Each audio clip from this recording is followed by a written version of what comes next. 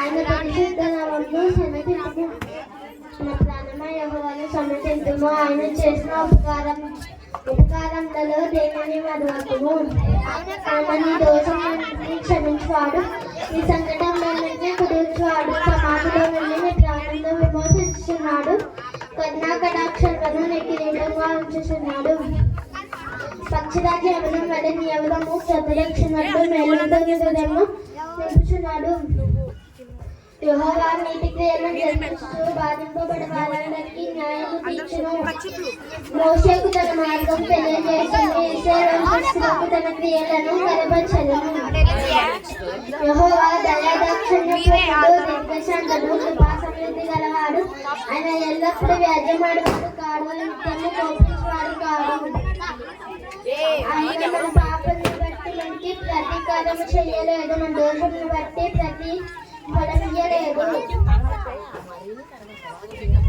భూమి కంటే ఆకాశం ఎంత ఉన్నతంగా ఉన్నదో ఆయన ఎందు భయభక్తులు గలవారి ఎడల ఆయన కృప అత్యధికముగా ఉన్నది. పడమటికి తూర్పు ఎంత దూరమో ఆయన మన అతిక్రమములను అంత దూరపరిచి ఉన్నాడు.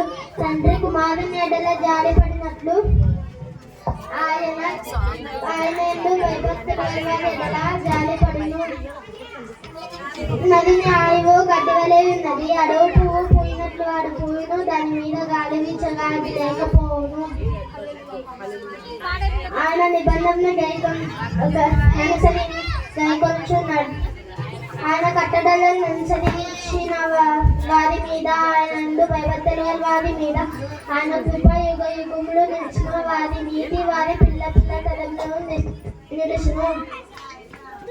యెహోవా ఆకాశమందు తన సింహాసనంలో స్థిరపరిచి ఉన్నాడు. ఆయన అన్నిటి మీద రాజ్య పరిపాలన చేయుచున్నాడు. యెహోవా దూత ద్వారా ఆయన వాక్యమును నెరవేర్చు మనుష్యులారా ఆయనను సన్నతించుడి. యెహోవా సైన్యం ద్వారా ఆయన చిత్తము నెరవేర్చి పరిచారకులారా ఆయనను సన్నతించుడి. యెహోవా ఏలుచుండి స్థలములన్నిటిలో ఉన్న ఆయన సర్వకార్యములారా ఆయనను స్తుతించుడి. ప్రాణమా యెహోవాను సన్నతించుము.